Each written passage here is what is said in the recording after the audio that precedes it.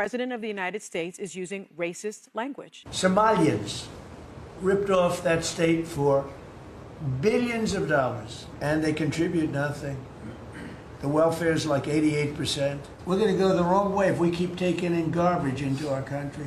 He is. He's using discriminatory language. He is targeting an entire group in a discriminatory way. Again, and again, and again. And when do we as Americans say being a racist or using hateful racist language is unbecoming of the office of the President of the United States? We need to be able to say that, and we need to be able to say it out loud. But to your point, Whoopi, about is this a distraction? Will his base care about... And you know why Minnesota is one of the places that actually outside of East Africa, they have the largest Somali population, is because Minnesota was a perfect state, frankly, because of the infrastructure, the social services. The Lutherans and Catholic Charities were actually very instrumental in ensuring that refugees came to a place where they would be successful. And Minnesota was that place.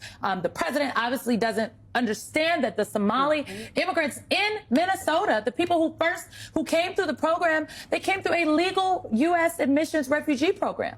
And so when he is talking in a very racist is the only way to describe it, racist and dehumanizing way about an entire demographic of people, he is talking about teachers, healthcare workers, people's friends, families, and neighbors, members of Congress. Right. The derogatory way in which he continues to speak about Congresswoman Ilhan Omar should prompt every single member of the United States Congress, Democrat or Republican, to stand up and say, I just can't get with the racism. That's the very least they could do, regardless if you think you agree with Congresswoman Ilhan Omar or not. What he is doing is racist and is dangerous. He is putting a target on the back of these folks, and he is using the full weight of the federal government to do so. Boy. So we got to react to a couple of interviews about the third world, right? Third world migrants, and whether or not you would go and live in the third world, or would you let the third world come to the first world, right, to live in your home, right? In this first clip I want to play, I just found it to be a very fascinating segment between Bill Maher and Anna Kasparian, in which Bill Maher confronted Anna Kasparian about which country she would live in the Middle East. If you had to live in the Middle East, so tomorrow, Anna, you got to go live in the Middle East, where would you live? You can pick one city, any city. You can, as far away as, say, Pakistan. You could live in Karachi. You could live in Cairo. You could live in Amman, Jordan. You seem to love Lebanon. I mean, Beirut's nice when the bombing's not happening and the assassinations have stopped. Or you could live in Syria. I hear that's wonderful in the summer. Well, we now have Al-Qaeda terrorists leading Syria. Or the Houthis, I'm sure, would make room for you. Yeah. Tel Aviv, or the West Bank, Ramallah, I think is wonderful for like a little, in the fall, it gets lovely.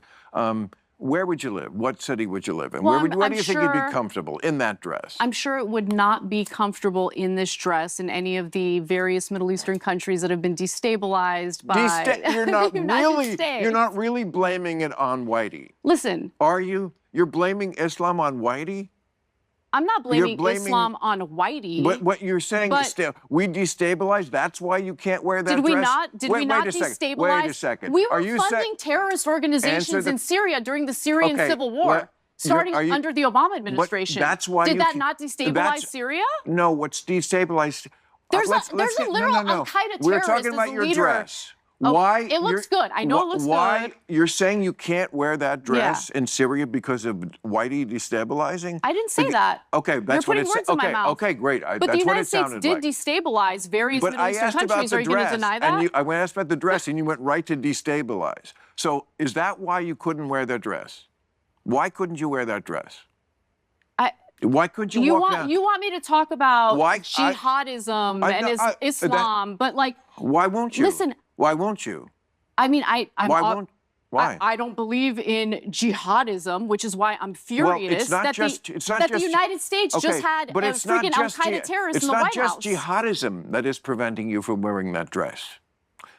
Are you saying every Muslim is a jihad? I don't think they are. Bill. Okay, why can't you wear that dress? Let's focus for a second. No, you won't answer this question. Yeah, so again, that was a very fascinating answer / non-answer there.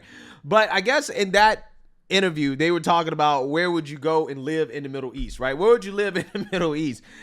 In this interview, this video I want to react to, they are talking about migrants coming here, right? And would you allow migrants to live in your home? Nobody should be surprised to learn that the same people who are boo-hoo-whining, crying racism, hate, and bigotry over President Trump's ban on third world migrants coming into the United States of America, including from countries like Somalia and Afghanistan, that the same liberals who are boo-hoo-whining and crying would not take in these migrants, right? They would not allow the migrants in their homes, but they want to allow the migrants into the United States of America, just not in their house, okay? And probably not in their neighborhoods as well, too. And this is going to get exposed by Matt Miller of Politibrawl, and I want to react to it because, again, liberals, the hypocrisy with these people is never ending. So without further ado, let's go ahead and get into this. Hey guys, this is Matt Miller with Politibrawl. Today I'm here in liberal Washington, D.C., in one of the most affluent neighborhoods, Capitol Hill, asking people what do they think of President Trump pausing migration from third world countries, 19 countries he's designated, including Somalia, Afghanistan, and Venezuela.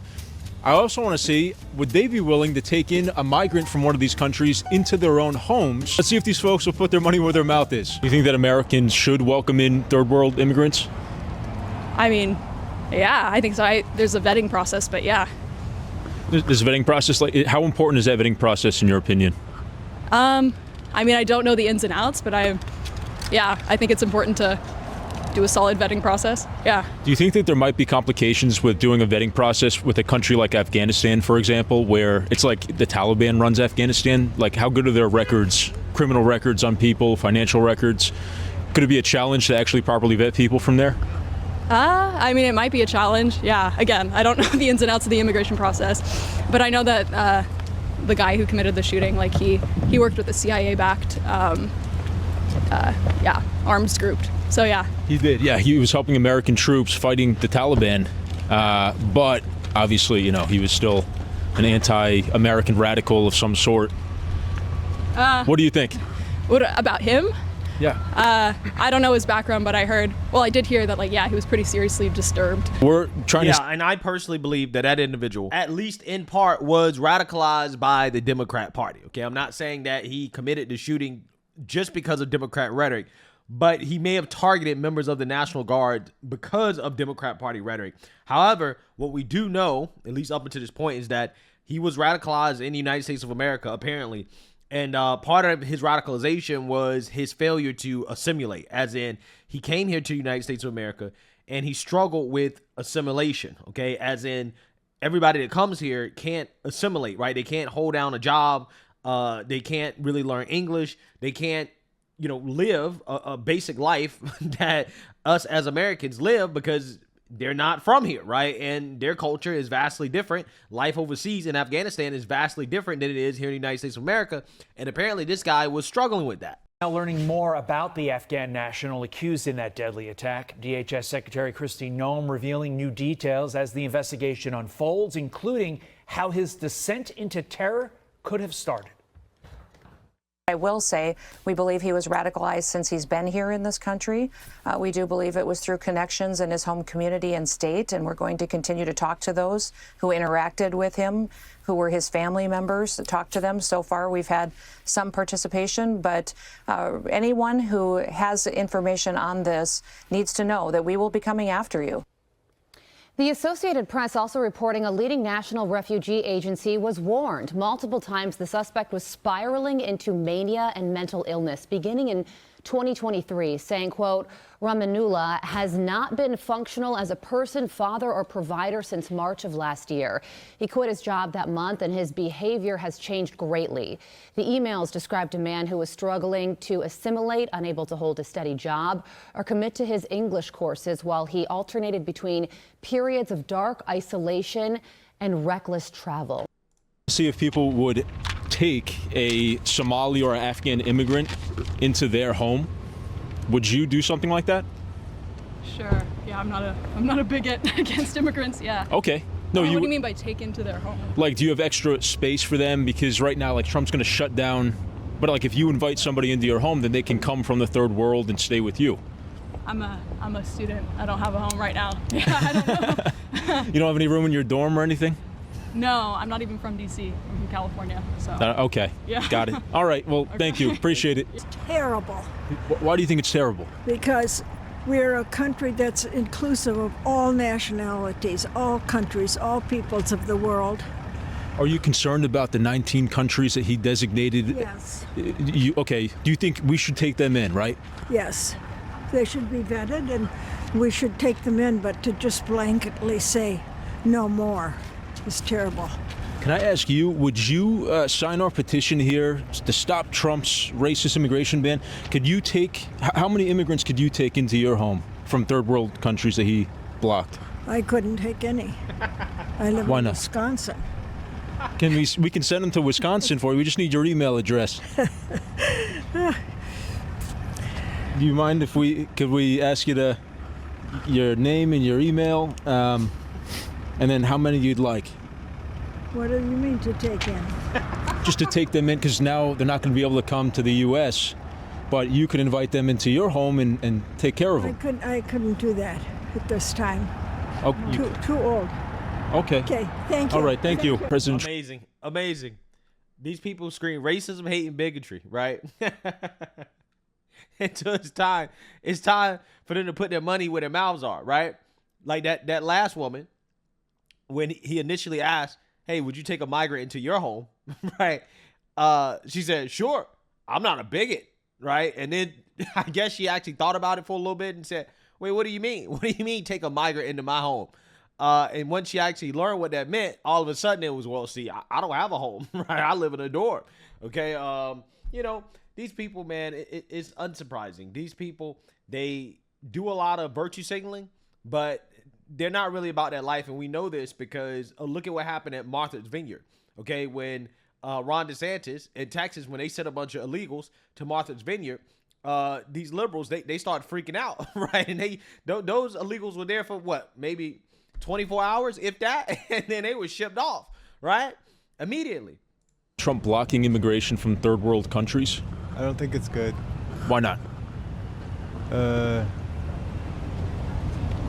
don't know. I'm not for him. I don't like it. You don't like it? Yeah. Would you take a Somali immigrant or Afghan immigrant into your home? We're trying to get people to pledge to commit to that. I don't even want to be in my home. Like what? Well, then they can come to America if you invite them in. If you can get them into the country to stay with you, would you do that? Would you sign? We just need your email and then how many you'd like to take. Are you guys like right wing? What is this? Is it like satire? We're YouTubers. Yeah, no, I don't fucking have space for immigrants. I'm just saying I don't want to why block them from third world countries? Why block them from third world countries? Yeah.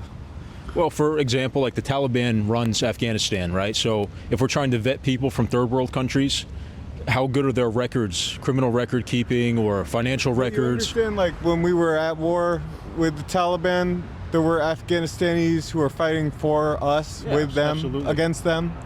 You get that? Yeah? I do understand that. Yes. Cool. Does that? So how does that affect? So why is blocking specifically third world? Why is it? The record keeping is so much better in the first world? Is that the reason? Well, I mean, that's part of the reason, right? I mean, of course, when you come from a country that actually has a stable government, right? A functioning government, yeah, you're going to have better record keeping. You're going to understand who you're bringing into the country, and that's going to decrease risk, okay? The risk is that you're going to bring people into the country who are poorly vetted because you don't have proper documentation, and they're not going to be able to assimilate, or they're going to commit some type of violent act because, again, they're unable to assimilate, which is what happened with the Afghanistan migrant that was led into the country by Joe Biden, right? They ended up killing a member of the National Guard. So, yeah, I mean, that is the risk, right? That is more than enough reason why you should say, hey, we need to pause immigration from countries that don't have stable governments, where they don't do proper record keeping, right, or documentation of crimes. Right. I mean, I think that makes a whole lot of sense, to be honest with you. Yeah, when we're talking about vetting processes, we need information on these individuals who are coming from these war-torn areas. They don't have stable governments. The government's changing every other week.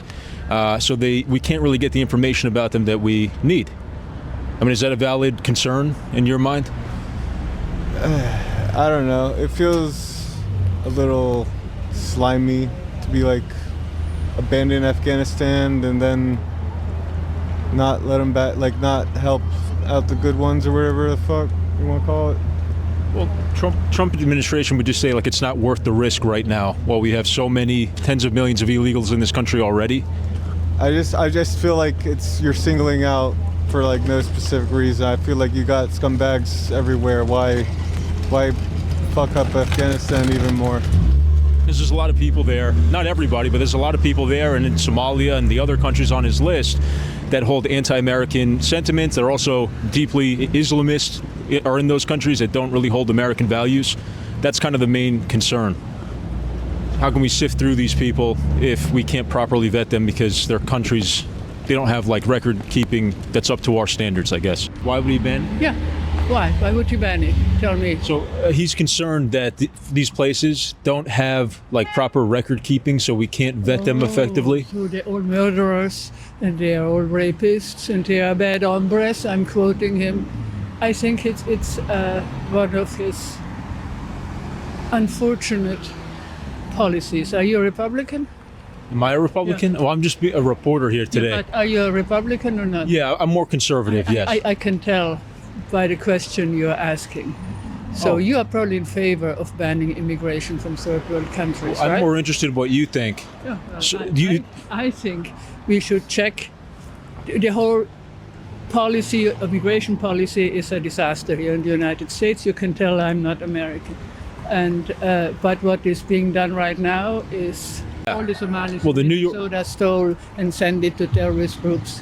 Yes, the New York Times reported. Do you trust the New York Times? All the people in Minnesota are gangsters or sending money to terrorists in Somalia. But Okay. there were over 50 that were Somali migrants. They sent it to, and that's what he was reacting to. No, I think what he wants is a white America. He doesn't want people of a different color in their skin to come to this country. It should be white and it should be Christian. And he does everything to throw out the people who are not like that. He can do it. Why do so many Hispanics and blacks support him and voted for him in the last election? Well, we will see if they vote again. Okay. I doubt it. Can I ask, would you take a third world migrant into your home? We're trying to get people to sign up and Why commit. in my home? I don't even take Americans in my home. Well, just so that they can come here. Because in now. my home? No. Yeah, can I you? have a dog, that's enough. But why wouldn't you want one? I don't want people in my home. I live alone. It's fine. So you don't want wouldn't want to take anybody to come to my home. Okay. Certainly not the Republican. Well, what about a Somali? What about a Somali migrant? No. But it's a question. It's absolutely absurd because I don't want people to stay in my home. But if you're concerned about these people, you can take care of them. No, I'm not. I think he creates misery amongst these people. So the main problem. Yeah. So you see that, you heard that. Amazing. Absolutely amazing. Liberals, man, you know, again, they claim to be, you know, so passionate, okay, so caring, so loving, but they're not, right? Again, this is an empty virtue signal. None of these people, push come to shove, would allow them in their house or their town, right? Or their neighborhood, right? No. Okay. If they do, they're totally cool with them coming, but only if they live amongst the black and the brown folks, right? They don't live amongst the white liberals, right? And we've seen this time and time and time again, how these people have a not in my backyard type of mentality. Okay. They are totally fine with it happening everywhere else except where they live, right? They don't want to have to deal with it. And I think that this interview right here, these interviews were a great example of what we're talking about. So let me know what you guys think. Make sure you like, comment, and subscribe. Most importantly, share a Black conservative perspective. Peace.